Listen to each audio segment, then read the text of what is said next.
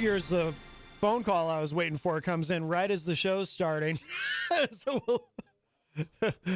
sorry, we'll have to take a break at 4:30 today. That's some pretty important ad figures. That's all right. I'm sure I'll be able to catch them. Anyway, welcome everybody. Happy Monday. It is Matt Connarton Unleashed, and it is Monday. And we are live from the studios of WMNH 95.3 FM in glorious downtown Manchester, New Hampshire. Also on Comcast 97 if you're in Manchester. And hello to all of our online listeners across the nation and around the globe. You can go to my website, mattconnerton.com, for all of your live streaming options, social media links, contact info, show archives, etc., etc. Today is Monday, January 24, 2022. And as you just heard, I am not alone. If you having girl problems, I feel bad for you, son. I got 99 problems, but a bitch ain't one. I got the rap control. DJ Reckless is here. Yo, yo, yo. Also known as Christian LaCoss. Or should I say Christian LaCoss, also known as DJ Reckless? Depends, either or. I guess either one would work. How are you? It's been a while since you've been here. I know. It's been what? Since 2021. Oh, is it? Yeah, you're right. Yes. It's my first show back. Your first show back. How does it feel? It must feel incredible. Feels great to be back. Yes. Invigorating. Invigorating, yes. Got a lot to talk about. Yes, absolutely. Absolutely. Well, so here we go. I do want to remind you, of course, that we are proudly sponsored by the Hop Knot. Don't go there today. Monday and Tuesday is their weekend, but they are open Wednesday through Sunday, and they've got a lot going on in the new year. In fact, coming up February 5th, they've got another Gender Blender event. But, of course, they have live music every Friday night. Thursday nights, they have Trivia Night hosted by the great Bill Cini. But most importantly, above all else, because I do place food, it's my stomach's world. You all just live in it. They have delicious gourmet pretzels, an entire assortment of them, and craft beer as well. What do you like at the Hop Knot, Christian? What have you gotten there? Dude, they're pretzels. Yeah, I just turned 21 and I can drink. Yes. But, man, their pretzels are to die for. It's about the pretzels. I don't care. It's the pretzels. It's the pretzels. Absolutely. And the bartenders, they're actually pretty nice. Yes, yes. Jesse works there. And, of course, Kenny, the owner, he tends bar as well. And, so a wonderful family that owns and operates it. And we're so very honored and proud and privileged to have the Hop Knot as a sponsor. Like I said, they are open Wednesday through Sunday. And please continue to support them. We would love it if you do that. If you'd like to join us today on the program, 603-250-6007 is the number, 603-250-6007. You can also text me at 617-917-4476. Tweet me at Matt Connarton, or send an email to matt@mattconnerton.com. And, of course, you can interact and opine in the Facebook live chat, but the best thing to do is give us a call at 603-250-6007. And, Christian, maybe I should also invite people to follow me on Instagram. Yeah, man, Instagram's the new wave. What are you doing? We were talking about that before the show, that I need to be better about Instagram. That's where it's at. You want to reach the young hippity hop kids, man. That's right. I want to reach the young hippity hop kids. I hate that I just said that. So I need them to think I'm a hep cat and not some jive turkey, to attract a young hip audience, I need the young people to know that I know where it's at and where they're at and all of that, right? Mm-hmm. Yes, absolutely. Well, so we should talk about, for one thing, you've got something to announce, right? You've got something new that you're doing. A lot of things to announce. Yes. Man. Got a big next 4 months coming, dude. Next 4 months? I'm releasing merch in a few weeks. I've got a new residency starting up Wednesday at 603. Mm-hmm. Got Pauly D coming to Manchester. That's a big one. Now, who is Pauly D, for those who don't know? Jersey Shore's Pauly D. Okay. I know a lot of the middle-aged women don't know who he is. Right. No, we got Jersey Shore's Pauly D coming to Soho in Manchester. I'm promoting it as much as I can. Yeah. But yeah, it's due to be a sellout event for sure. It's Pauly D we're talking about here, man. So what does he do? He DJs. He's a DJ, okay. But he was on a reality TV show. Was he a DJ on the show? No, he was. I honestly really haven't watched Jersey Shore because I'm not a not a fan of it. Yeah. But like they were all living in the same house, and it was like, your standard reality TV show where all the drama is. But no, I guess he tours and DJs and stuff like that. He DJs a lot around New England because he's obviously out of New Jersey. Yeah.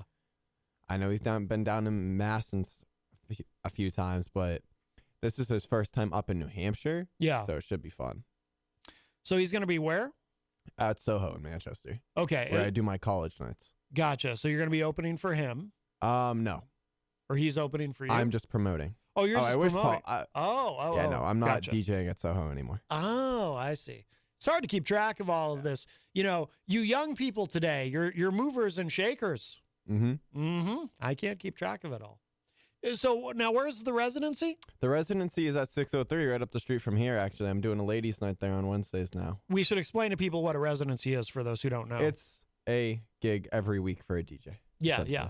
But yeah, no, we're gonna be doing some alcohol specials, food specials, and it's a night for the ladies to come out and have some fun.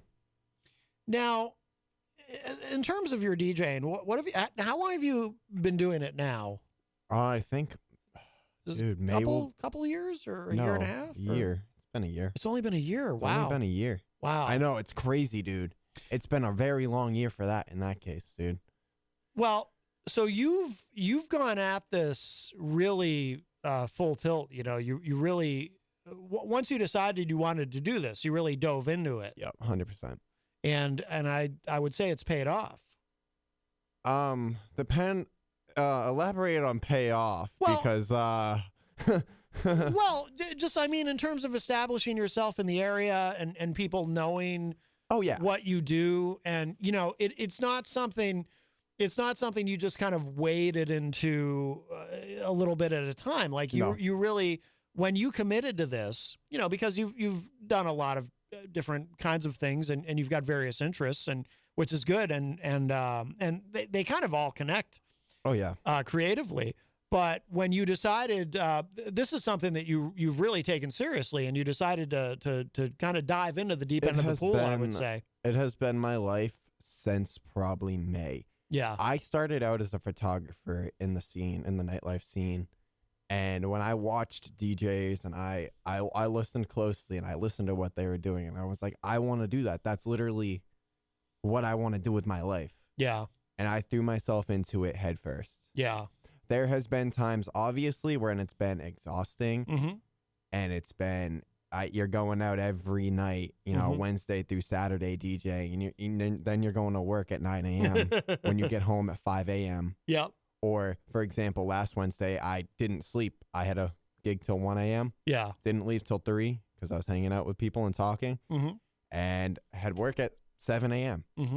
Like, I went close to 72 hours without sleeping because it's a lifestyle and I love it. Yeah. I love seeing people dance, and recently I've realized I'm building more of a fan base too. Recently, especially on the college side of things, when I can bring 50 to 60 kids in a door on a Thursday to a venue that's usually dead. So it's like, damn. Yeah. Do you ever have moments where you get discouraged with it, or? There's been plenty of those, dude. Yeah. It's been exhausting. It's when I think some of those are when I'm mid set and I'm like, and I mess something up. For example, my laptop froze Thursday. Yeah. And that was a train wreck and a half. Yeah. And I was like, damn. And then it's also when other people don't have faith in me. And they're not willing to take the jump and let me either open for them. You know what I mean? So it gets exhausting to a point where it's like you're trying, and at the same time you don't feel like you're doing good enough. Yeah. But then you get nights like I had Friday night where I went off. I left it all out there when I DJ'd. I was like, you know what? No. New Year's Eve was probably the highlight for me because I didn't think it'd be as busy as it was. It was also my first New Year's Eve opening. Yeah. Or like DJing, and there was close to 400 people there. No kidding. Wow. I was like, wow. Yeah. And I had people coming up to me all night. Yo, I want you to DJ my next party. And people who had 11,000 followers on Instagram, big names in like motocross, stuff like that were there. And they were coming up to me, yo, I want you to DJ my event.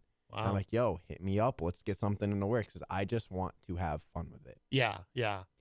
And, and people ask me why I don't do weddings and stuff because it's not who I am. Mm-hmm. I'm 21.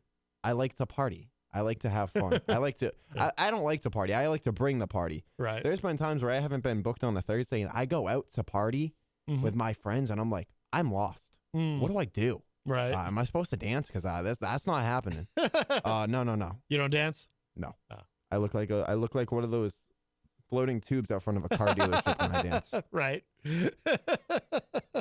But no, and I can definitely say like DJing has definitely saved my life. Yeah. Because there was a time, I haven't really elaborated. You saw what I went through, but last June, for example, when I went through the breakup, that was a tough breakup for me because I lost a lot. Mm-hmm. That was honestly, if I didn't have DJing, I can really tell you right now, I would not be here. Wow. Dude, it No was, kidding. it. This is the first time I've talked about this. No, that's heavy. So you mean it literally saved your life?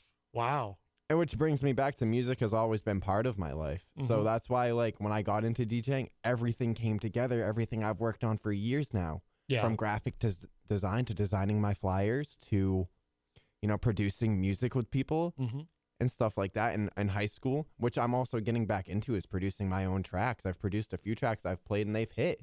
Yeah. And I've worked with people recently whose tracks I've played in the club. Modesty, his tracks hit. This kid from Nashua, he sent me a track. He's like, I want you to put some work into it. I said, oh, hell yeah, let's do it. I'll do the drum line, whatever. It hit in the club on Thursday. And I was like, oh, damn. wow. Oh, that's cool. Tough. Is that is that something you try to do a lot of, where, if an artist sends you something from the area where they think it might be something that you can work with? I mean, is that? Yeah, I try to give as much local artists as much publicity as I can. Yeah. But it also gets to the point where, if their song isn't, respectfully, if I don't see it's that good, and I'm like, I try to play it in a club, I try to play it towards the beginning, right, when people are just strolling in, you know what I mean? Yeah. And also, I've had people who have tipped me to play their music, and I'm like, okay, so these people know what's up. I would imagine a scenario like that, it's kind of similar to like a band, when a band is going out and their thing is covers, but then they slip in a couple of originals that nobody's gonna know, and they have to kind of gauge how it's gonna go over. Yep. You know what I mean? Because it's like, all right, well, let's play one of our own and see what happens, and people might be into it and people might not be. With a remix, because one of the first remixes I came out with, I haven't dropped it like as a single track yet. I've only played it during my sets. It's a song by Jack Harlow, and Jack Harlow's wicked popular with the college girls, I've noticed. It's called What's Poppin'. I made that into a remix with a Spanish song, and it hit, and I was like, dude, seeing people dancing to remixes I've made, I'm like, wow, there's nothing better than this, honestly. Yeah, no, it's got to be pretty cool. Has anyone sent you something like locally that you tried and it just didn't work live? Oh yeah, really? Yeah, there's been a few of those. Yeah, there's been a few of those. Recently, it's been because I've now realized that I like more EDM house type stuff than more of hip hop and trap. And thing is, I started out doing trap and hip hop songs and stuff like that. Yeah, but I realized that wasn't my vibe. It was not what I want to do. Yeah. Well, obviously I love hip hop and I can mix it, but I put out a mix on SoundCloud, and it's right now I think it's up to 40 something views right now. Also, if you haven't listened to that, there's a mix, the Reckless House mix is on SoundCloud. Yeah. Top link in my Instagram bio.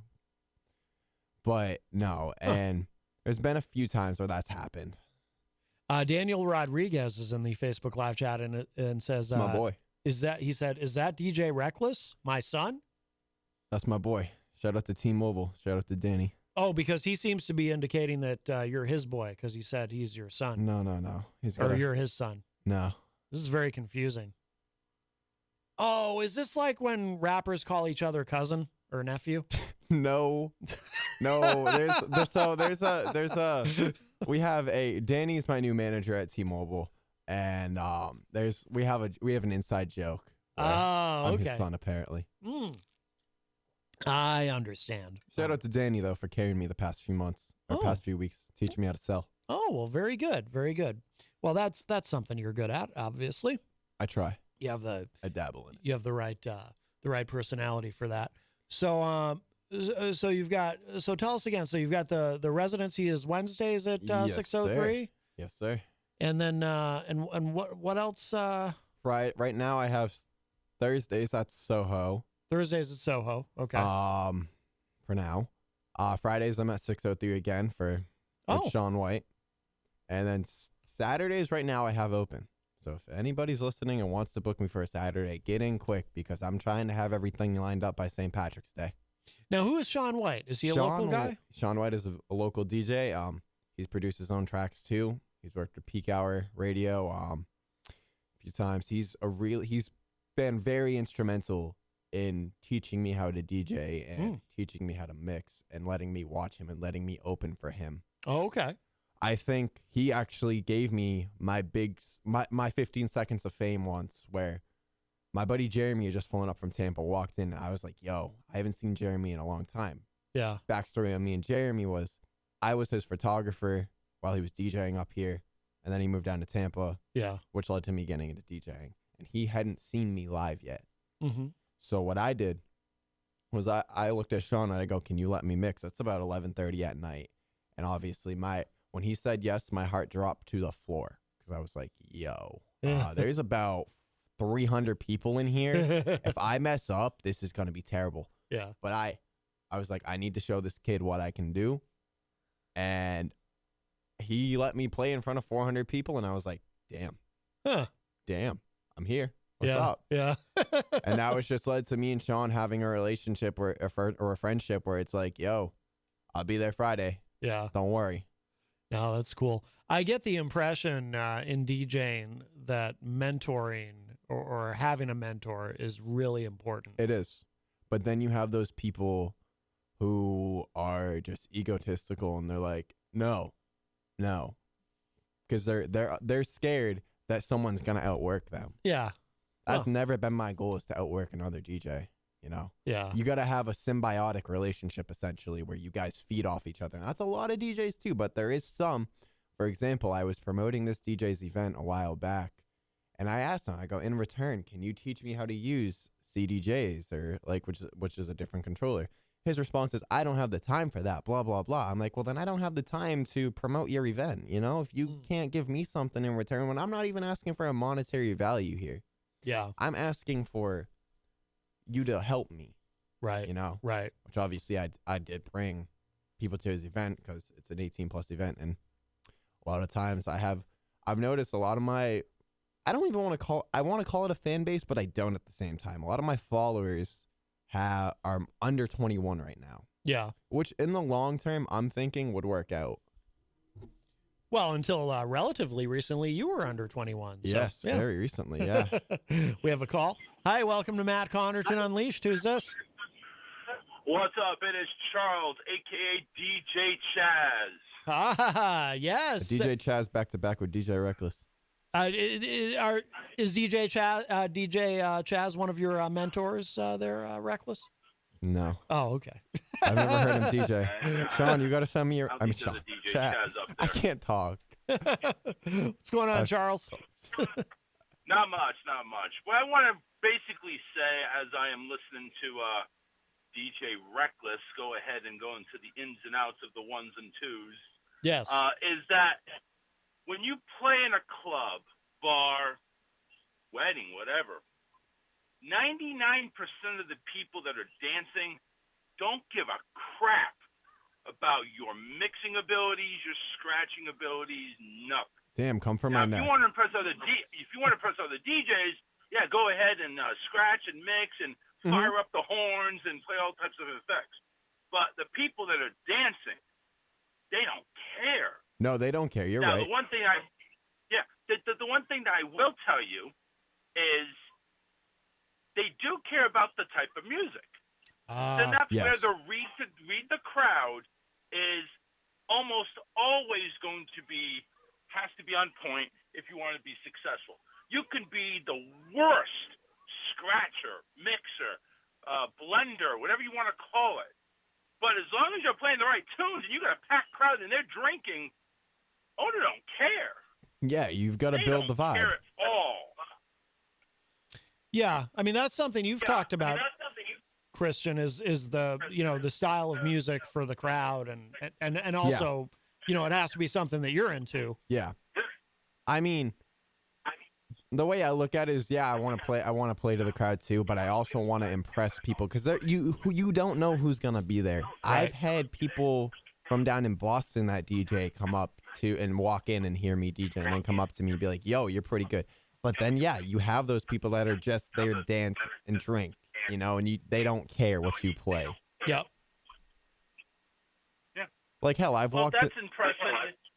That's impressive. That's in getting your street cred, so to speak, whatever you want to call it. Mm-hmm. But the thing is, if you wanted to be in a residency, the people that are paying you, honestly, unless they're former DJs themselves and they want to hear a certain type of style, as long as you bring in the crowd and you bring in the bar tab, they don't care. Which has always been my goal, essentially. Yeah.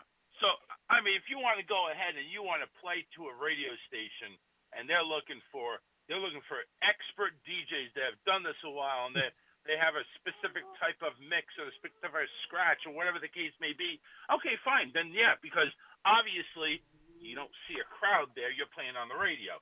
Mm-hmm. But what you're doing until you actually I'm not sure if you're still are you on IPM yet, or is that still in the progress? It's still in the progress. We were working on it, then had a few problems here with my MacBook. Yes. Yeah, had a few technical problems. It'll happen. It'll happen at some point. So will Twitch. Oh, I'm sure it's gonna happen. Letting you know, it's like all the mixing abilities and DJ abilities don't mean nothing. And that's something I learned recently. It's like, I got to have the right equipment. I got to have this. I got to have that. I got to be able to do this, do that, this, that. And no, you don't. That's exactly. I can literally be a jukebox. I can literally be a jukebox, play Macarena, get people on the floor. I'll play the Cupid Shuffle, get people on the floor. Exactly. I'll play all these other things. Sing-alongs. Like, I don't even have. I can actually pause. Most of these bars up here. Most of these bars up here that are popping, like the Goat in Manchester, it's the new college spot. I walk in, right? I walked in one Thursday. I was off. They were playing Justin Bieber, dude. Baby. Justin Bieber featuring Ludacris. And I was like, oh, so this is what we're doing. We're just playing sing-alongs. I'm like, I could do that. Yeah. Yeah. And I suck at DJing. Dude. But if you now the thing is, if you want to go ahead and trust a new owner, maybe you could throw in a couple of skills here and there. But again, most of the time they're probably just going to let you take over for a half hour, see how you do, and there you go. Because how else are they going to know? Okay, you got the stuff that you say you got, unless it's by reputation. Which is how I got this residency at 603. Which I 100% credit this residency to my friend Sean, because he let me play under pressure. Yeah. He let me do 12 to 12:30 a lot of the times, and I loved it because I was able to get the crowd hyped. Yeah. There was one time that he let me on when the dance floor was completely dead. By the end of my 30 minutes, that dance floor was packed. And see, that's what's going to drive it. Do you find, Charles? That's what's going to drive it. It's all about the numbers, man. It's all about the numbers.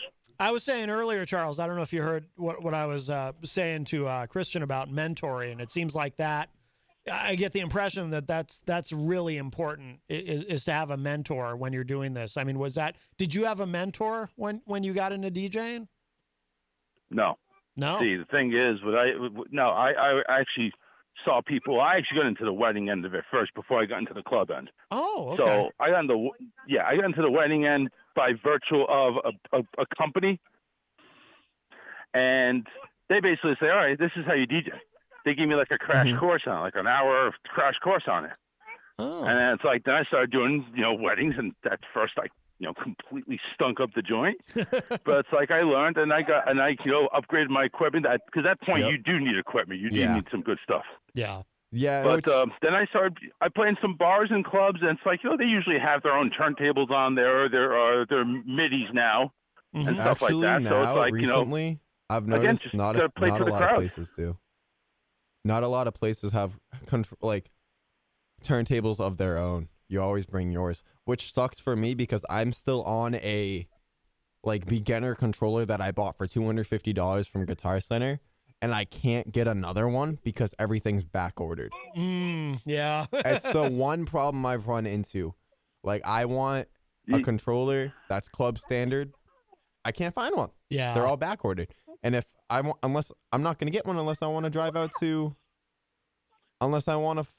to like New York. Right. And it's like, yeah, no, I'm good. I'm good. Oh, listen, unless you have like a Guitar Center over there or Sam Ash or we have a Guitar Center. Something like Sounds. I mean, you can get plenty good DJ mixing MIDIs by, that are not Denon. I have played on a Denon controller Pioneer, before. They got a couple of good ones there. Pioneer, I know I used one from Newmark. Newmark. That was really inexpensive, and it did the trick. Respectfully, I'll never. Sorry if you're hearing some yelling. That's my kid. I think the best controller I've ever played on, actually, Midas put me onto it, was an SZ2. All right, I played on his, and I absolutely sucked. I played on one New Year's Eve. I have never had so much fun with a controller in my life. Oh. I was like, I want this thing. And then I looked up the price, and I'm like, I don't want this thing. $2,000? Anything good, dude. Anything good. Anything dude, top of the line that's going to get you controller. the stuff that you need is going to be in. It's going to be in the 15 to 2,000 mark. It's going to be there, maybe even more. Now, Charles, do you still DJ? No, I sold all my equipment. I'm done. I'm out of the business. Yeah. Should have sold it to me. I would have came down and bought it. We're still waiting for you to come down and actually earn some money. Hey, we're working on it. I'm working on it. March. You come down and spend some money, and I want you to come down and earn some money. March 20th through 24th, I'll be down there, I believe. Oh, very good. Very good. Whereabouts? South Beach, Miami. Okay. Going down for Ultra. Swing by Miami. That's a couple-hour drive, but I can do it. There you go. We're going down for a 2-hour drive is better than a 24-hour drive. That's right. I'm trying to get things figured out with bookings, but I'm also going to Ultra, so it's like, what do I want to do here? Do I want to? Now, what is Ultra? Ultra is a music festival where they have a ton of EDM, house DJs, stuff like that. I mean, the lineup's a little light this year, so I don't know if I'll be going to Ultra, but I'm definitely going down. Yeah. It's whatever you do, any of those EDM festivals, they are bad news. I mean, they're great to see some entertainment, but they're bad news to the point where there's the mortality rate's not good. Really? Really? I thought you were just going to talk about how the DJs there's fake their always sets. some reports of some festival of overdosing or mass distribution of drugs. And it's just really bad news. Now, I don't know how it is now with COVID and everything, but, you're going down to Florida. There's I don't think there's any restrictions, period, anymore. Yeah, I don't know. It's either that or whatever you do, just be careful of the crowd that you hang around with, and don't fall into it. And don't take the brown acid. Don't take the brown acid. Right, exactly. Word. That's right. Don't drink the yellow snow. Well, that too. Well, it's Florida snow. There won't be any snow. You know what that is. No, it's Florida. Maybe, or maybe you meant something else. I'm ignorant to these matters, Charles. I'm such a good boy. Oh, it's okay, man. We'll teach you. We'll teach you. It'll come around one of these days. Sure. Maybe it's for Matt Connarton Unsheathed. Yes, absolutely. Now, so how are Monday nights going on the show? Now that you're on Monday nights. So far so good. We're still trying to figure things out. Yeah. Jenny's been, she made an effort last week to come on. I know she's going to be MIA today because of her treatments, but she tried to make an effort when she got home. Okay, I can jump on. Like, really? You're home already? Yeah. And that's what we asked. What's Matt doing? Oh, he's always doing something. Matt's always doing something. Matt's like me. He's never home. Yeah. And then, of course, I see some dorky face pop on right there, and I really noticed it was Christian. I thought, that was me. Okay, let me explain that. I came home and I was feeling myself. I'm pretty sure I was. Why do you got to explain it? It don't matter. I don't care if you come on. Do you need a co-host tonight? I'm just messing with you. Do you need a co-host tonight? Are you good? If you want, I mean, I got Heather on here, and of course Alyssa will come on in the second hour. But hey, if you want to, man, I'll give you the stream link. Yes, send me the link. I'll see what I can do. Let me see what I can get set up and stuff like that. What time? Oh, we're out of here. 6:30, actually. Yeah. All right, let me see what I can do. I'm not going to say yes. I'm not going to say no yet. No, listen, I get it. Nothing's confirmed until you give me the A-OK. Yeah. But send me a message when you know. For sure. Sweet. All right. The Charles Richardson Show. I'll leave you go. I'm going to go ahead and take care of my yelling kid who's playing around at the playground right now. So I'll talk to you guys later. Must be nice to be able to play on a playground, dude. Thanks for the call. Take care. Yep. Bye-bye. Must be nice to play on a playground. It's like -12 up here. Just kidding. It's like 26 degrees. Yeah, it's not bad out today. No, and this sunset right now, dude. Jesus. Yeah.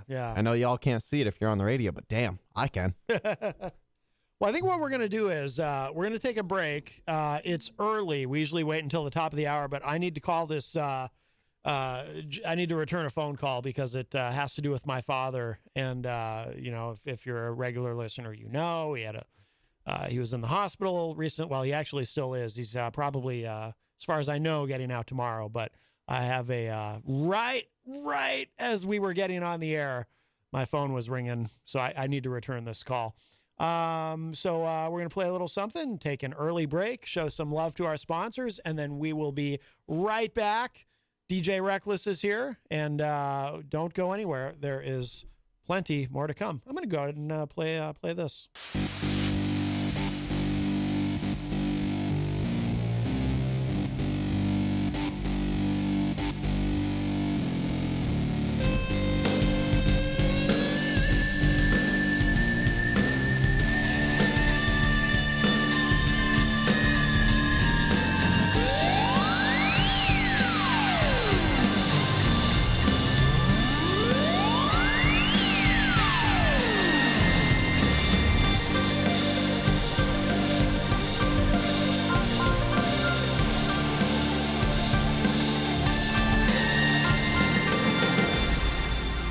Welcome back, everybody. It's Matt Connarton Unleashed, and we are live from the studios of WMNH 95.3 FM in downtown Manchester, New Hampshire, also on Comcast 97 if you are in Manchester. And, of course, hello to all of our online listeners all over the country and around the world, wherever you may be. You can go to my website, mattconnerton.com, for all of your live streaming options and social media links, contact info, show archives, et cetera, et cetera. What's going on over there? You all right? Oh, just lovely. This chair's not okay, though. I pushed down on the arm to put my arm down. Yes. So I could put it on the table, and the whole chair just said nope. Oh, yeah. Sorry, Peter. I'm breaking the chairs. No. Just kidding. I'm not actually. No.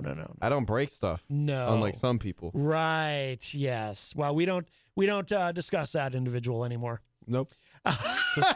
Breaking stuff. That's right. That's all we're discussing. Yeah. But I do want to remind you, of course, we are sponsored by the Hop Knot in the Brady Sullivan right across the street. Don't go there today because Monday and Tuesday is their weekend, but they are open Wednesday through Sunday. And we were talking earlier about the delicious pretzels and the craft beer and such a wonderful place that it is, the Hop Knot on Elm. If you would like to join us, 603-250-6007 is the number, 603-250-6007. You can also text me at 617-917-4476. Tweet me at Matt Connarton or send an email to matt@mattconnerton.com. And you can interact and opine in the Facebook live chat. We'll say hello to some of the folks in there in a moment, but the best thing to do so that we may hear and enjoy your dulcet tones is to give us a call at 603-250-6007. In the chat room, I see Easy G, Eric Gagnon, our retired entertainment reporter. He says, happy Monday. DJ Reckless is in the house. You are in the house. I am in the house. Yes. And I play house music. Yes, there you go. Rocky Huber joins us and says, good afternoon, everyone. Hello, Rocky. Isaiah Alleyne says, who is, by the way, the Illuminati candidate in the 2024 presidential election, and I may be his running mate. That is yet to be determined. He says, hey, everyone. What's up, peeps? Ya boy Jesus here. Love y'all always. Very nice. Thank you. God. He also goes by Jesus. Melanie La Liberty from the great state of Vermont says, hey, guys. Hello, Melanie. Melanie says, 21 already? He's a big boy now. Yes, you're a big boy now. I graduated to my big boy pants. That's right. I got out of the diapers, finally. That's right. Okay. Easy G says, DJ Reckless got the Easy G bump a year ago when I promoted him on the station. Oh, okay. That's true. You You do owe all of your success to Easy G. I suppose we all owe all of our success to Easy G. Am I going to have to start giving him a cut of my revenue? I think so. Oh, no. Yes. I'm going to have to drop an NFT. Daniel Rodriguez, we mentioned, is in the chat room. Danny boy. Yes. As well as Charles Richardson, who we spoke to a little bit ago. Spencer Motland. Spency.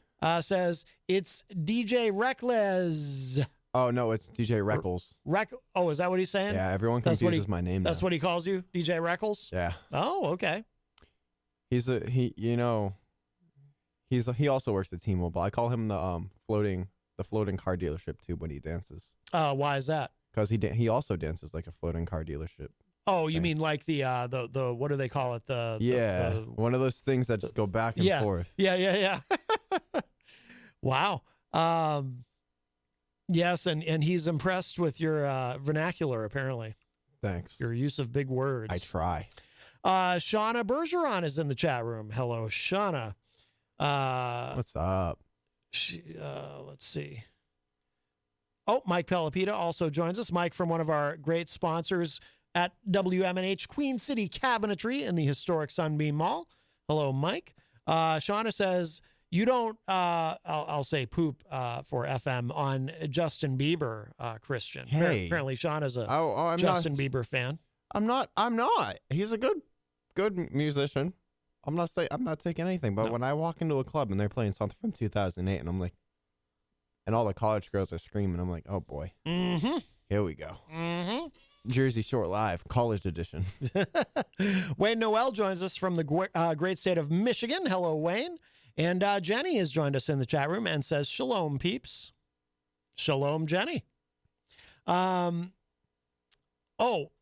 the other thing we were talking about before the show, because you know much more about this than I do, and we were talking about this exact thing, actually. I happened to see this show up on Mediaite.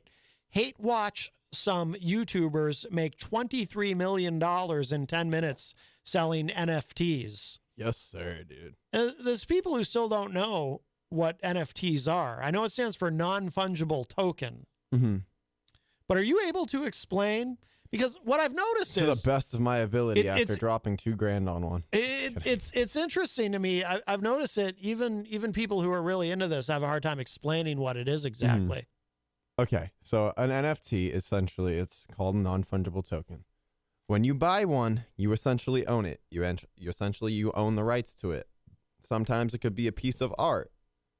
It could be an old clip from Michael Jordan when he was playing or something like that, for example. Mm-hmm. But in this case, it's the Nelk Boys. They put out what's called a meta card. And everyone, the Nelk Boys fan base, die hard college fans. Like you see Barstool, like you know how Barstool operates. Yeah. They target college kids. Yeah. This is 10 times worse than that. These kids are nuts. These guys are the type of people, they release merch, and within 12 hours, their whole warehouse is sold out. Wow. So these guys, what they did, they put together a Discord server, right? And in 12 hours, they crashed it. They crashed the Discord server because they had, I think it was 180,000 people join in 12 hours. That's got to be a record for one. And so what they did, the Discord server was 121,000 people. I think I said that. Yeah. But what they did was they put out what they call the meta card. That essentially, all right, they only put out 10,000 of them, so it's limited. All right, so if you got your hands on this, good for you. I'm one of them. Now, you could flip this meta card. What their goal is with it is to essentially, down the line, they're going to open up clubs where you can only get exclusive access into like strip clubs, music festivals, stuff like that down the line, gyms, where if you can only get in if you have a meta card, essentially. So by them putting out 10,000 of these, it opens up the door to flip these and probably make upwards of $200,000. You know what I mean? Yeah. And yeah, that's a long shot for me, like to flip one. Yeah, I got one, but it was like, dude, the fact that they sold out an hour in like 10 minutes too, and they're giving their fans an opportunity to flip these and make a ton of money, whether it's cryptocurrency like Ethereum or regular money, it's nuts. Yeah. Like, I'm going to be honest with you. The only reason I bought one is because I want to flip it. Right. Because I knew from the beginning, I'm like, yo, this is a chance to make money. Like, don't get me wrong, NFTs are awesome, you know? Yeah. But it's an oversaturated market. Everybody's talking about NFTs. WWE, they're putting out NFTs. I think the NHL was putting out NFTs, I believe. I could be wrong. A lot of big teams are putting, like, sports teams putting out NFTs. You know what I mean? Mm-hmm. Logan Paul, YouTuber, controversial YouTuber, boxer. He really put the spotlight on NFTs because he bought some. But when you buy an NFT, what do you get? You essentially get something that you own the rights to, whether like a piece of art. Okay. For example, there's something going on, what are called Bored Apes NFTs. They're essentially pictures of cartoon apes. Okay. This all sounds weird. I know, because if you haven't looked into it, look into it. But it's essentially cartoon apes, whether they're wearing different things and they look like they're made in Photoshop. But you own these and you can sell them. Essentially. Okay. Oh. It's so confusing. So, but is the idea that they're all unique in some way? Yes. Okay. So in theory, then, so when you buy one of these NFTs, because each one is unique in some way, so you own the only one of that. Yes. Okay, and that's what gives it its value. Mm-hmm. Okay. All right. By the way, the Nelk Boys, I got to be honest, I never heard of them until you. This was a while ago. I remember I just happened to see a video that you had posted because I guess they were in Boston doing something. And yes, they were. Yeah, and I was trying to get them to come up and party. That's back when I was like, yo, I can pull these guys. Yeah, no, that didn't happen. Yeah. But, like, they are diehard. Yeah. Let me tell you right now. Like, they have a merch store. They don't even make money off YouTube.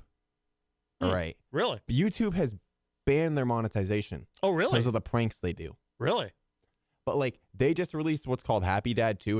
It's a hard seltzer. Popping off in, like, I think it's 10 states now they have it in, including Massachusetts. And it's wicked popular with college kids. They target a college audience. Yeah. Frat boys, to be exact, honestly. Yeah. But it's like, their merch sells out. Huh. Their beers sell out. Their NFTs sell out. You know how much money they made? $23 million in 10 minutes. Wow. Think about that. That's what? That's got to be, I'm trying to do the math here. It's 23 million divided by what? 10 minutes, right? Yeah. That's $2 million a minute, dude. Yeah, it says here, this is from Mediaite, the Nelk Boys, a popular group of social media influencers known for their partying and comedy prank videos, raked in $23 million in less than 10 minutes for their NFT collection. Sold out in 10 minutes. The YouTubers created the Full Send Metacard NFT collection. According to the Nelk Boys, the NFTs allow access to branded ventures like lounges, gyms, festivals, casinos, restaurants, and more. They plan to launch these same ventures in the metaverse. And of course, we've heard a lot about the metaverse. Everyone's focusing on the metaverse. Yes. Pretty crazy, Nelk Boy member Kyle Forgeard. Forgeard, yeah. He said on the Full Send podcast, quote, I think the NFT stuff is so cool because to me, it's like a modern day or like a decentralized way for people to invest in us. Our fans give us money, and then in exchange, we give them a Metacard. And then so they have something right that they can verify as theirs. Yes. So essentially it's stock in the Nelk Boys. Okay. But without it being on the stock market. Think about it. Yeah. And he says, and now we have all this money and our job is to build stuff. Exactly. Okay. They're gonna reinvest that money. Yeah. And think about it. That NFT was minted at 0.75 Ethereum, which is a cryptocurrency. 0.75 Ethereum in US dollars is right now, as of today, $2,444. So, like, that's nuts. Now, are you, because I've heard you talk a lot about branding and so forth. Are you long-term, are you looking to do something like, parlay DJing and other things that you do into something like what they've done? Yes. I'm not going to say yes, and I'm not going to say no to the NFT game. I mean, not to copy them, but I mean, do your own variation of it, of course. I'm not going to say yes. I'm not going to say no to the NFT game, but to YouTube, 100%, I'm coming back to YouTube, and I'm doing pranks and stuff like that. Yeah. It's just who I am, dude. Like, it's coming. I'm working on a lot of things right now, which essentially is by myself. So I'm juggling a lot. Yeah. So I'm trying to find friends to do stuff with who are willing to get down and dirty and not give up. Oh, shut up. Sorry, your choice of phrasing. Well, I don't know, man. Because it reminded me of something very specific when you said that. Let me see if I can find it. Oh, here we go. This is what it reminded me of. Want to get down and dirty with me? Want to get down and dirty with me? So you know what? Maybe this means you should work with EZG. Maybe. And he'll, Want to get down and dirty with me? He'll get down and dirty with you. To get back on subject here. Yes. I want to get back to YouTube. YouTube's always been something I wanted to do, even if I don't make money from it. It's a chance to build my fan base more, Now, why did the Nelk Boys, why were they demonetized? They were doing some messed up stuff, dude. It was, I can't even say I agree with it, what they were doing, but it was funny. Yeah. It was funny, man. Yeah. Like these guys, for example, they went down to Pablo Escobar's house and started asking where the drugs were, dude, at one point. And I'm like, yo, okay, that's too much. It does lack subtlety. Yeah. But hey, man, do what you got to do. Wow. But nah, man, like they're nuts. Now, Rocky Huber in the chat says Christians should sell an NFT of one of his trampoline videos. Me doing a flip. Well, there you go. But no, the NFT game right now, this is the first NFT I bought. Honestly, I've thought about it and I've been like, I want to make the money back. Right. I don't want to invest something, frankly, because it's cool. It's cool. The Nelk Boys are awesome. I love them. But I want to be able to flip this and make, potentially, if I wanted to, I could make double what I bought it for. Yeah. You know what I mean? Yeah. Now, how long have they been around? Like I said, Nelk Boys? Yeah, I'd never heard of them until you brought them to my attention. 2015, 2016. Oh, they've been around that long. Okay, maybe. Wow. I could be completely off here. Yeah. No, they just they totally flew under the radar for me, and wow, and they just made $23 million. It's amazing. They're like directly affiliated with Dana White too. Like Dana White and them are like best friends. Oh, okay. It's nuts. He was actually on their most recent podcast too. Oh. And it's crazy. Like they're partnering with the UFC and stuff like that, and it's wow. Yeah. The fact that kids my age are doing this, it's like, whoa. Okay. Yeah. I see you. Oh, no, that's am I a little late to the game? Yeah, 100%. That's remarkable.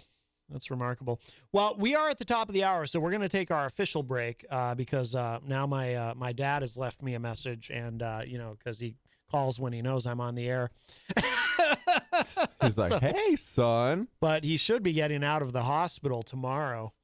So that's good. I mean, hopefully that's what the message is about. So we will take our regular break. We'll play a little something, show some more love to our sponsors. And then we'll be back with hour number 2. Actually, before we do that, just because Melanie said something in the chat room, she said not to be a D, but that resale expectation was also predicted for Beanie Babies. Be careful with your money, Christian. No, I get that. Well, it's always a risk, right? When you invest in anything, yeah, but it's also like selling shoes. You know what I mean? A hot pair of shoes comes out, sells out. Mm-hmm. Right now, like for example, I want a pair of shoes right now that retail for $170, but you won't find them under $400 right now. Yeah, because they're so rare. Well, you know someone who does that professionally, like resells shoes for big money. Yeah, yeah. Nuts. Oh yeah, it's God bless the internet. Fact. All right, we'll we'll take we're going to take our official break here, and then we'll be back with hour number 2. Don't go away.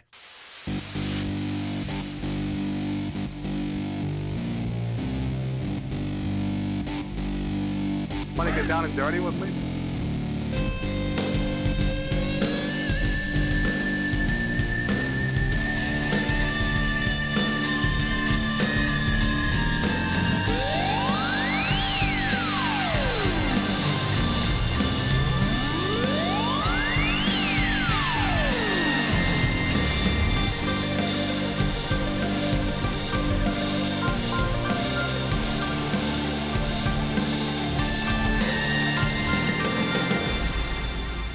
Welcome back, everybody. We are into hour number 2, numero dos of Matt Connarton Unleashed. And we are live from the studios of WMNH in glorious downtown Manchester, New Hampshire. Also on Comcast 97 if you're in Manchester. And hello to all of our online listeners across the nation and around the globe. You can go to my website, mattconnerton.com, for all of your live streaming options, social media links, contact info, show archives, etc., etc. Today is Monday, January 24, 2022. And Christian LaCoss, also known as DJ Reckless, is here. Yo, yo, yo. He is in the house. In the house. Or is it in the house? In the house. In the house. Yes, in the house. I'm glad we cleared that up. I've been saying the all this time. It's duh. I feel foolish. And, of course, I want to remind you we are proudly sponsored by the Hop Knot in the Brady Sullivan at 1000 Elm Street. Don't go there today. Monday and Tuesday is their weekend, but they are open Wednesday through Sunday. And we do very much love the Hop Knot. If you'd like to give us a call today, 603-250-6007 is the number, 603-250-6007. You can also text me at 617-917-4476. Tweet me at Matt Connarton or send an email to matt@mattconnerton.com. And, of course, you can always interact and opine in the Facebook live chat. But the best thing to do is to give us a call at 603-250-6007.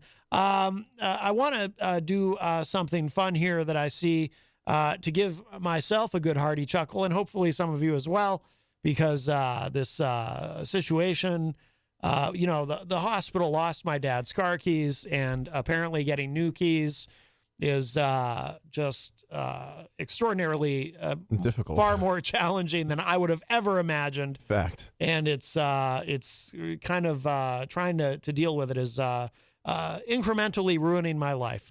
But anyway, I guess that's the way to put it. Incrementally ruining my life. Yes, that's how I'm feeling about it. But so here's something fun. This is from rawstory.com.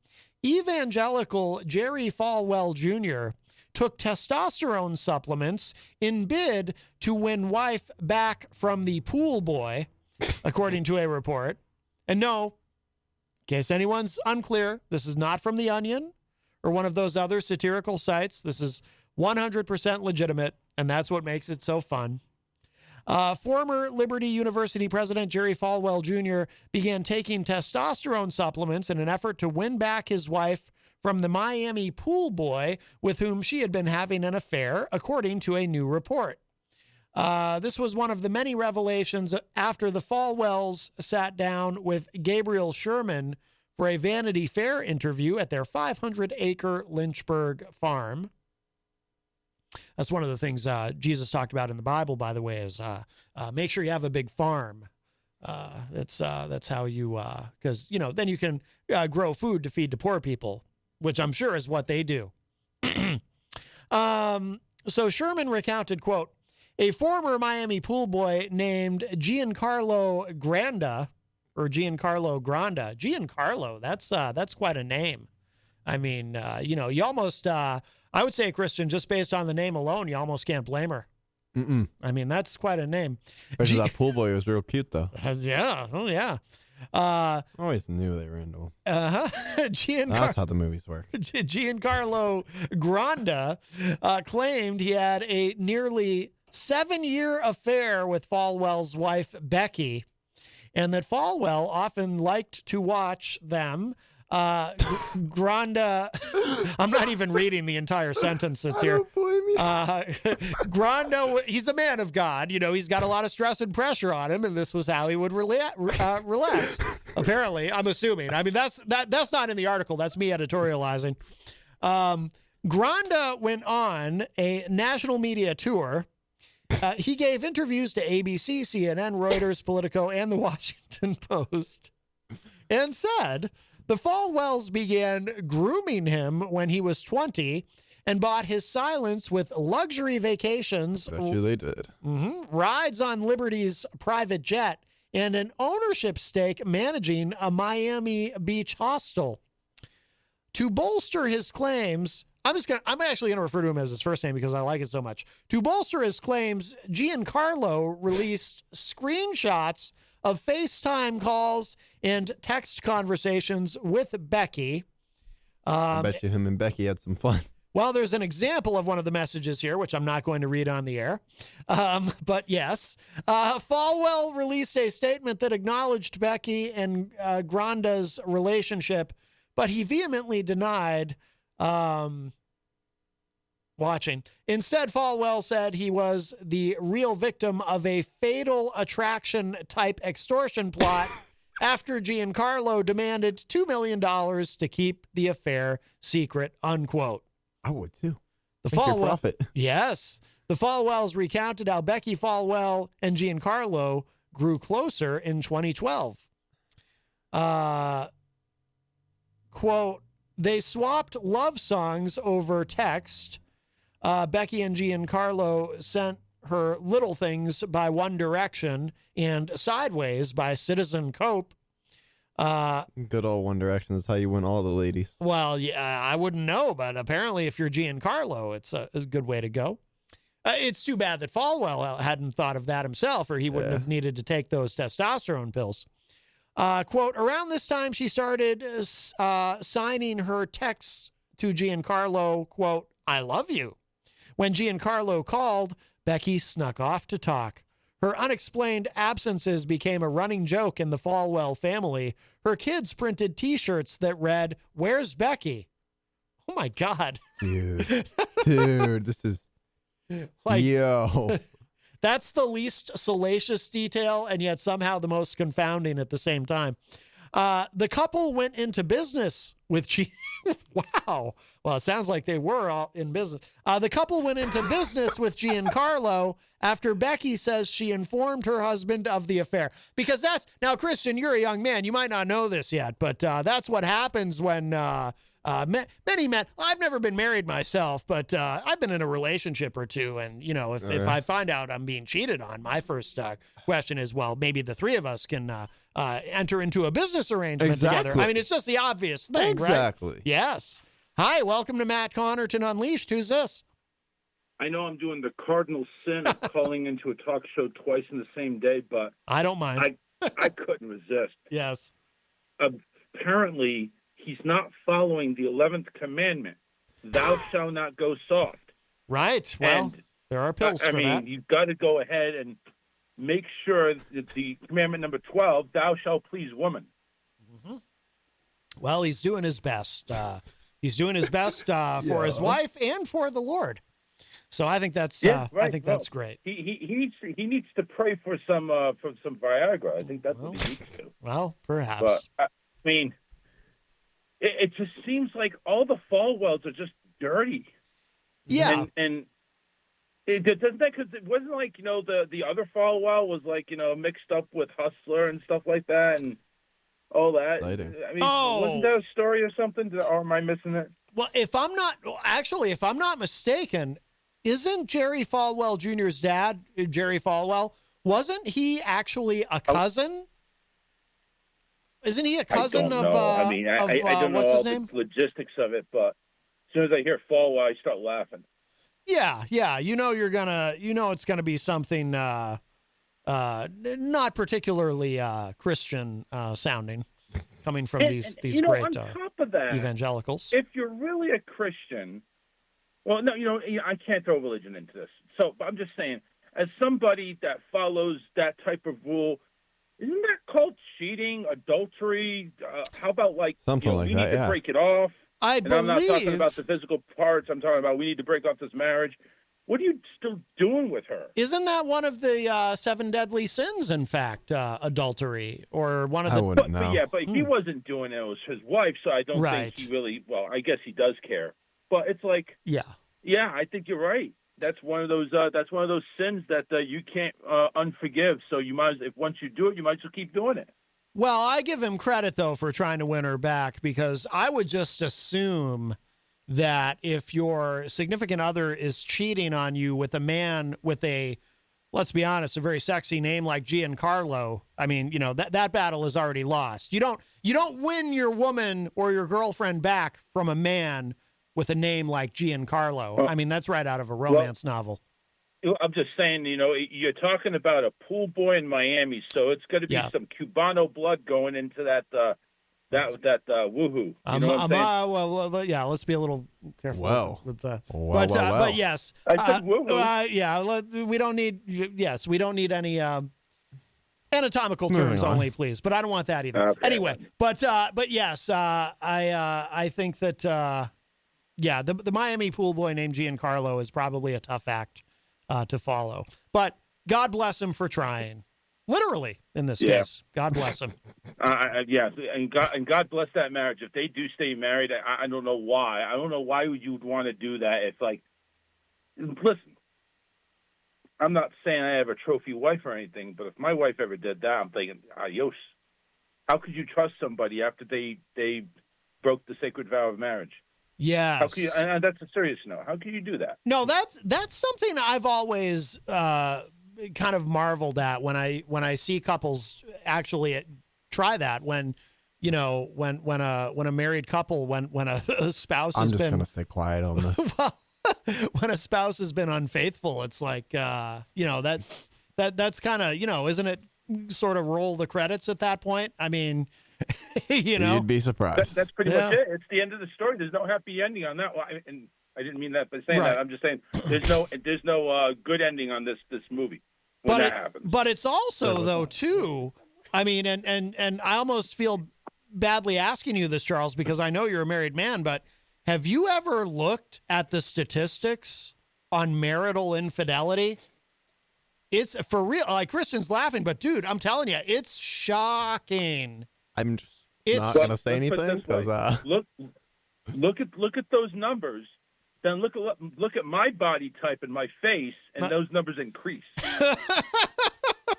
Well, Charles, I'm just saying the odds are not good for me. Well, you're hanging in there though. You've got how long have you been married now? Going on 10 years. 10 years. See?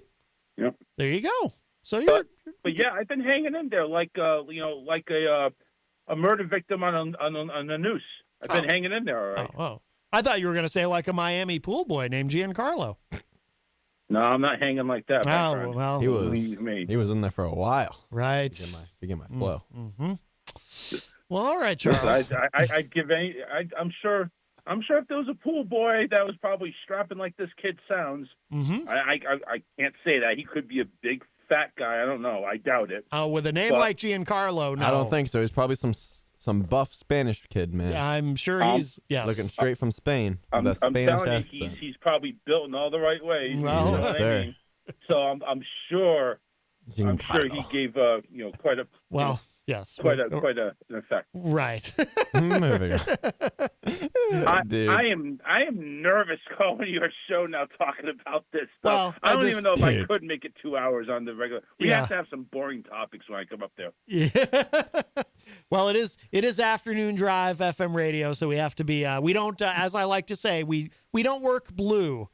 Here. We have to save that for Matt Connarton Unsheathed, which is, of course, not on WMNH, but is behind a paywall. And as we like to say, if you can't find it, you can't afford it. It's down the alley a couple of blocks, right behind the garbage dumpster. Well, actually, yes. That's true, actually. Now to mention it. Yep. All right. I'll leave you guys alone before I get myself and your show in trouble. All right, Charles. I appreciate the call, my friend. Take care. All right. Bye. Bye-bye. Charles Richardson from the great state of Florida. And, of course, the Charles Richardson Show, which is every Monday, Wednesday, and Friday night from 7 to 9 p.m. online. Christian might be going on there tonight. I might. You might. And Jenny is officially a co-host now on that show every Wednesday and Friday night. And, and she'll pop in on a Monday when she can. But Wednesdays and Fridays for sure, and very proud of her. She does great on there. There is one last paragraph in the story. Gabriel described how Falwell sought to win her back, saying he, quote, hired a trainer, he lifted weights and took testosterone supplements. Jerry attributed a lot of the incendiary things he later did to side effects of the hormones, unquote. Oh, so he did some incendiary things. Well, that's so no one's right in this situation. Yeah, no. But respectfully, I'm not going back to her if she cheated on me with the pool boy, man. Yeah. It's like cheating on me with a gardener, dude. Yeah. Once Giancarlo the pool boy is in the mix, you're done. It's time to. It's like when I'm in the mix. You're done. I like what you did you're there. Done. That's right. Yes. I'm stealing your woman. When Reckless is in the mix, you're done. You should. You could have T-shirts that say that. It's been a few times I've told a few guys that actually. Have you? You've actually said to somebody, "Hey, when Reckless is in the mix, you're done." Did you say it just like that? Like no, I did but I said. I guess at one point someone sent me a clip of me saying on the mic that I was your girlfriend's favorite DJ or something like that. Oh, really? Yeah. Oh God. Oh my. It's like now I know why people don't like me. Oops. I'm a little. Yeah. Crystal in the chat room says, I think any of these religious leaders who live on estates, have private jets, etc., are charlatans. They shouldn't become wealthy preaching God's word. Proof they are frauds is the affair and blackmail, and how sick to want to watch your spouse with her lover. Ooh. Well, I'll tell you what. So my theory, and I won't comment on this one. I formed this hypothesis, not hypothesis, but this theory when I was a child. What? Keep going. Oh, no. So are you laughing at Rocky Uberg? What if she cheats with another DJ? And Rob Dion. Been there, done that. Rob Dion is in the chat as well. Hello, Rob. No, I think to Crystal's point, I think that, and I've always thought this, even when I was a kid, and I noticed like Jim Baker and people like that who get in all this trouble, but they get very rich. My personal belief is that they don't believe in God at all. I believe they're actually atheists, these televangelists. And the reason I think that is because if they actually believed in God, wouldn't they be terrified to do what they do? Wouldn't they be worried about ending up in hell? Because, taking religion and profiting from it to the extent that they do, and the gluttony involved in that and all of it. I mean, it is so anti-Christian. I don't mean anti-you, Christian. I mean anti-Christian to profit from religion in that. I mean, I'm not a particularly religious person myself, but I did go to Catholic school from grade 2 to grade 8. And I remember one of the stories in the Bible about, I believe, if I'm not mistaken, and someone who knows theology better than I can correct me if I'm wrong, but I believe the one instance of Christ in the Bible displaying any sort of violence was when he went into the temple. And I think in the Bible they're called money changers, the merchants in the temple selling they're hawking their wares in the house of God. And Christ got angry and was flipping over tables and stuff. At least that's how I remember the story. I hope that's what happened according to the Bible. Otherwise, it's, if he just went in and spoke sternly to them, it's not as exciting. But, and he said, not in my Father's house. You make money here. So one would think that if Christ were to come back and see this, he would be. Sam Kinison, one of my absolute all-time favorite comedians. We lost him far too young. But he used to do he had a routine about that where, he had one, and also Robin Williams used to do a bit about this too, about, Christ coming back and, wanting to immediately talk with Jerry Falwell or somebody, or who was the televangelist who back in the 80s built a water park, based on the Bible, and I think it was Kinnison who did the bit where, Jesus is flipping through the Bible going, where did I say to build a water slide? I don't remember saying that in here, but yeah, no, I believe that all these people are, Paula White, who of course is married to Jonathan Cain of Journey, but was also one of Trump's many quote unquote spiritual advisors, the one who speaks in tongues. There's no way she actually believes in God. There's no way these people actually believe, because they would be so worried about what is going to happen to them in the afterlife if they actually believed in what they claim to believe. I mean, what do you think, Christian? Do you agree with me? They have to be atheists, right? They have to be. They can't really. Because I guarantee you, behind the scenes, once you throw money and wealth and everything else into the mix, I'm sorry, but a lot of your morals go out the window. Yeah, that is true. A lot of your morals go out the window. That's one thing I've tried to not do when I get my 15 seconds of fame here, which I'm in the prime. And it's like, okay, what do I do here? Right. We have a call. Hi, welcome to Matt Connarton Unleashed. Who's this? Hi, Matty. This is Gary. Hey, Gary. How you doing? Yeah, that was Jimmy Swagger that I guess was going to build the water park. Oh, Jimmy Swagger. Jerry Lee Lewis's cousin. Ah, yes. So you know where that got. But I believe Jerry Falwell is the cousin of, why does his name keep escaping me? The guy in the wheelchair from Hustler. Larry Flint. It finally came Larry to me. Flint, yeah. They're cousins too, right? He was some sort of, he was a cousin down the line, and then when he found God, he was always, discussing about the magazine and saying how it was awful, but he was always in there. Oh yeah. He always had to call him. Oh, wait a minute. No, I'm sorry. It's not that they were cousins. Falwell is the one who sued Larry Flint. Oh yeah. I'm sorry. So yeah. I'm mixing it up in my own head. But anyway, yeah. Yeah. So will the pool boy be on the next Bachelor? Giancarlo? I don't know. Yeah. Well, they're always looking for the Bachelor. So that's true. I don't know. I don't watch it, but Howard Stern talks about it a lot. No, I'm just saying they're always looking for scumbags like that. Well, if they can't write a book about their things, but yeah, that was the tax collectors that were in the temple when he came and he threw the tables over. Oh, okay. Yep. Yeah, because they were trading. So one side they were trading animals and things like that because the high priests wanted they would exchange and all that. You should give the pence to them and all that, and then when he came in, you saw everybody collecting money, doing exchange, and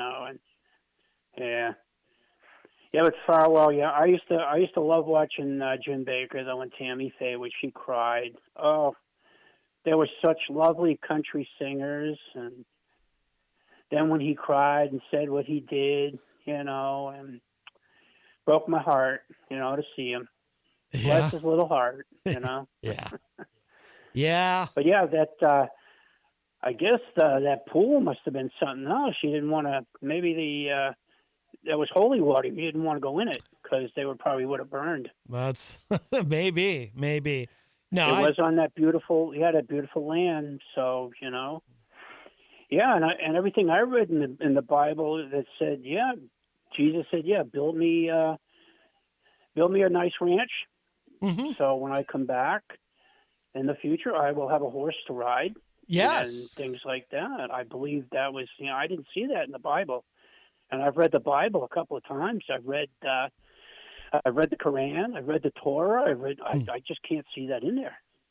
Oh yeah, the part about the ranch. Well, Yeah, no, I didn't see. Yeah, and even the water slide, and like Kennison, he was going to be a priest.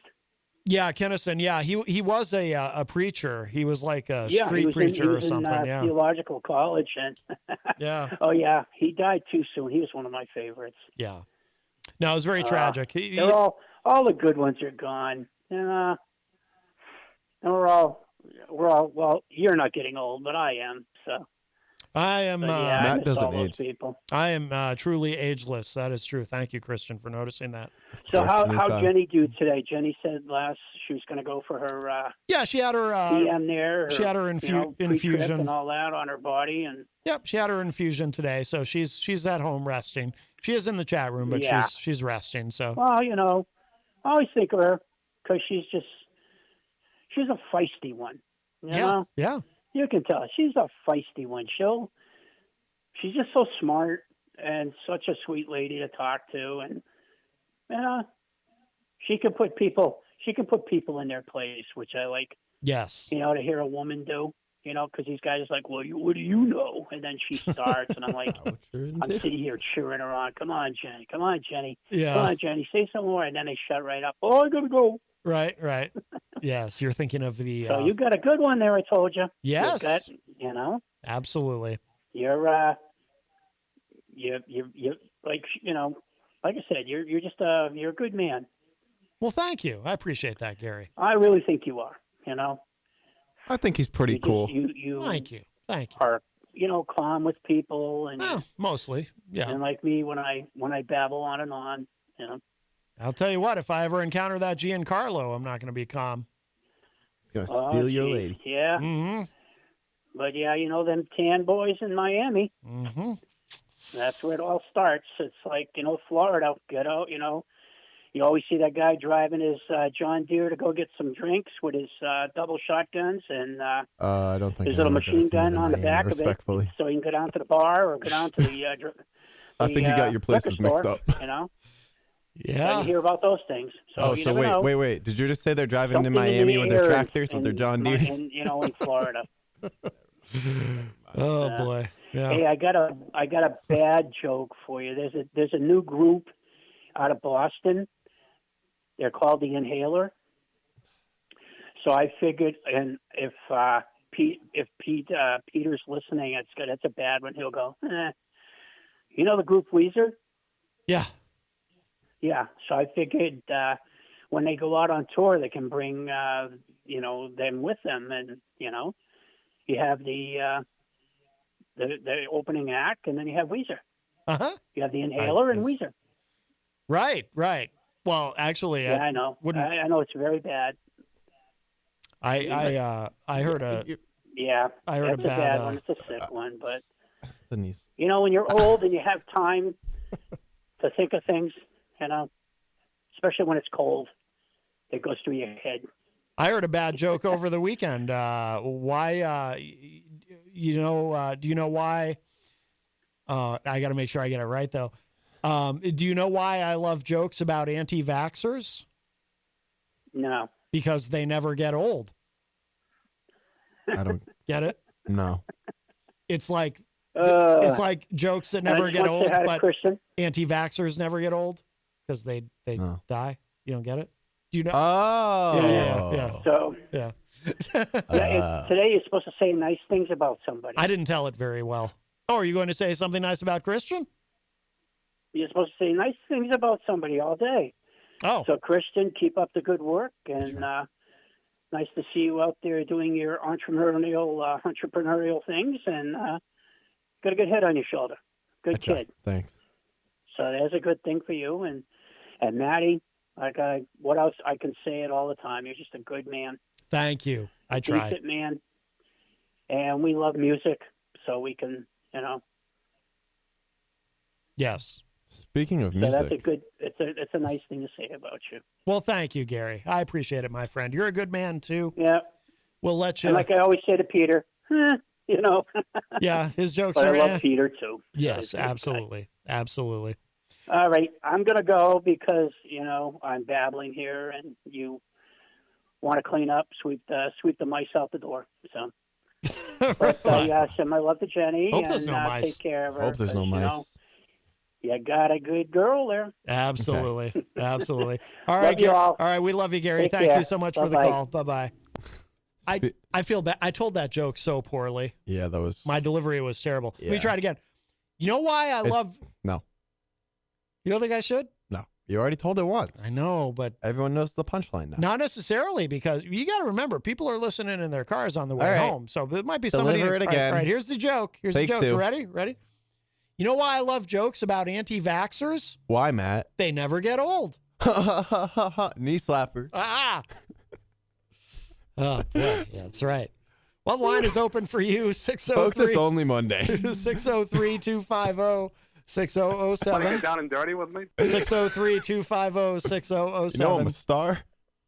He is Easy G is. Oh, no, I'm not Big talking about star. him. Oh, who are you talking about? I'm talking about our boy, Joe. Oh, boy, maybe this is Joe. I hope. We have a call. You're We're great. just about ready to have the phone go ding-a-ding. Hi, welcome to Matt Connarton Unleashed. Who's this? Hey, Matt, it's Isaiah. I've got 2 jokes for you. Okay, we're ready. So, how many birds does it take to screw in a light bulb? How many? 2 can. Ah, 2 can. I like slapper. it. Okay, very good. You said you had 2. And for my last joke, Harry Potter walks into a bar. What spell does he cast? I don't know what. Expectus Patronus. Oh, okay, that took me a second. I like the first one better. Yeah. All right. All right, Isaiah, thank you. No problem, bro. Take care. All right, you too. Bye-bye. Oh, very nice. Who's Very that? nice. Do you know him? That's Isaiah Alleyne. Okay. He's the Illuminati candidate in 2024 for the presidency. I might be his running mate. I'm going to keep my mouth shut. I could be the Veep.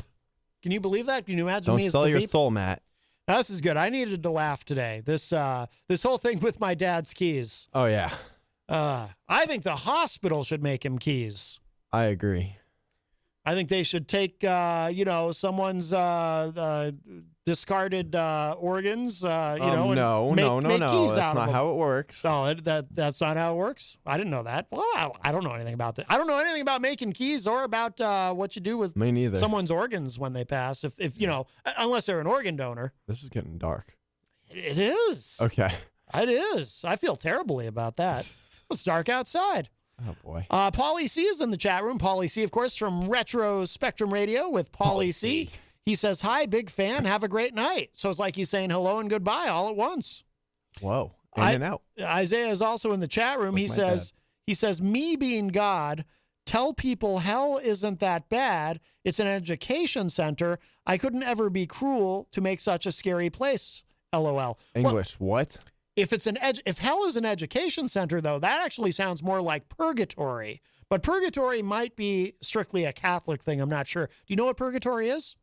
Heard about it. Purgatory is where you go on your way to heaven. Oh. So you're not so bad that you're going to hell. We all know where I'm going, so yeah. But you go to purgatory this is how it was explained to me when I was a kid by Sister Margarita. You go to purgatory to burn off your sins. And then once your sins have been burned away, then you go to heaven. So, but the problem is nobody knows how long it's going to take. You might be there for a day. You might be there for a year. I don't know. Paulie C says, this is referring to, I was talking about Christ in the temple when, he gets angry and he flips over the tables. Paul says, actually, I think he also slapped Bartholomew at the Last Supper. I didn't know about that. But that does explain, if you ever see a portrait of the Last Supper, one of the disciples looks like he has a handprint on his face. I always wondered about that, but that makes sense, Paul. See, Paul is what we call a theologian. Crystal says, didn't the Bakers have some scandal in the 80s too? I remember Tammy Faye with her overdone makeup in the news a lot. Yeah, as Gary was saying, she would cry. And her makeup would run, and she'd have like rivulets of eye makeup all over her face. She looked like a sad clown. In this case, literally. Isaiah says, don't forget to feed the poor. Give them money for food. Don't buy things for them. Let them have their autonomy. Oh, very nice. Very nice. Yes. Mm-hmm. Jesus was into that kind of thing, feeding the poor and caring about people. Was he also was he a descendant of Jesus? Or is he Jesus' brother? What? Never mind. I'm confused. Never mind. Oh my goodness! I think somebody else needs a theology lesson. I think you're a little confused. I know why. See, Jesus was an only child, I believe, but radio legend, now deceased Don Imus, did write a book called God's Other Son, referring to himself. But I think he was being hyperbolic. Because between you and me, I don't think Imus was a man of God. He's probably in hell. Well, at least according to Howard Stern, he is. They didn't get along. Good old Howard Stern, man. Yes. Causing waves right now, man. I've seen some headlines on him and them right now. Just destroying people, left and right. Oh, yeah. I love Howard. I listen to Howard in the car on the Sirius XM satellite radio.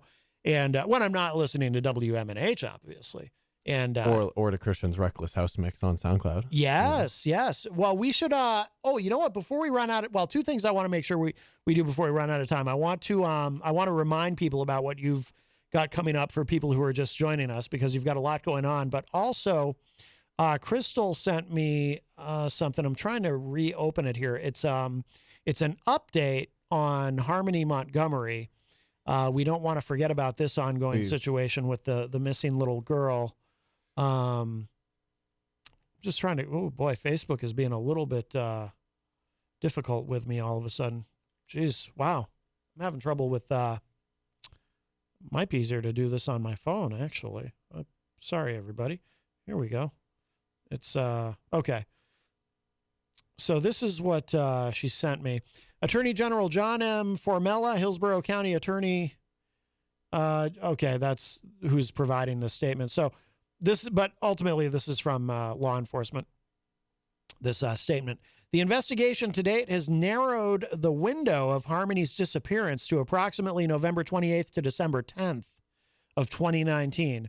According to information learned by police, Adam and Kayla Montgomery, together with their two common children and Adam's daughter Harmony, were evicted from 77 Guilford Street in Manchester on November 27, 2019. Multiple individuals have reported seeing Harmony with Adam and Kayla in the following days. However, by approximately December 6th to 10th, 2019, Adam and Kayla apparently had only their two common children, and Harmony was no longer with them. This information leads police to believe that it was sometime during this window of approximately November 28 to December 10 of 2019 that Harmony Montgomery disappeared.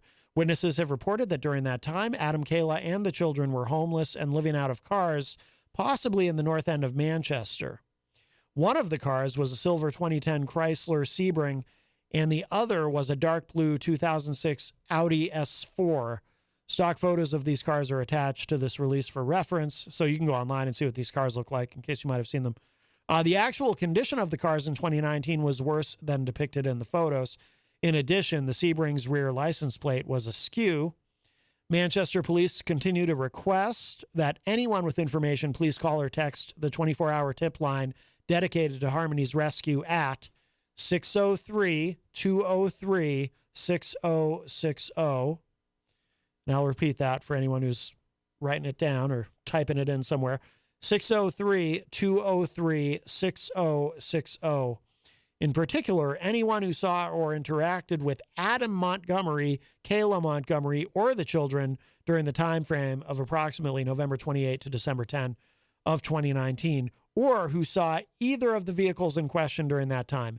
Any information, no matter how small or insignificant it may seem, may contribute to the overall investigation. You want to know? You brought up how she was released on PR bail, right? A stepmother. Yeah, she was just released. Oh, personal recognizance. Yeah, yeah. Just shows how much. I'm sorry, but it just shows how much our judicial system in this state is a joke. All right, and you know what irritated me was Chris Sununu sent a letter to who was it? The AG or the Supreme Court in Mass or whatever, playing the blame game. There's no time to play the blame game right now. There is, what, a 7-year-old missing who's been missing for 2 years because DCYF dropped the ball? Dropped the ball like they've done a million times before. You know how many people have gone, you know how many kids who have gone missing this month in New Hampshire, in Manchester alone? No. 3. I didn't realize that. Wow. Yeah. It's, this state needs to do something because DCYF has been and always will be a joke until something is done. They put all these investigations into DCYF. Yeah, well, they're not doing anything. Well, with in the case of Harmony too, we were talking about recently on the show how, you've got a situation where obviously New Hampshire DCYF is involved, but also the court system in Massachusetts. And so when you've got more than one state, involved in something, inevitably something or someone in this case falls through the cracks, because one of the things that people have been trying to figure out is how is it that she's been missing all this time? Just like the Elijah Lewis case. Now, I don't remember. The name's familiar, but... it was a kid who went missing, and they just found him, I think it was a month ago. They found, he was like, I think it was 5 or something like that. They found him dead. Oh, God. Yeah, in Mass. Oh, wow. 5-year-old kid.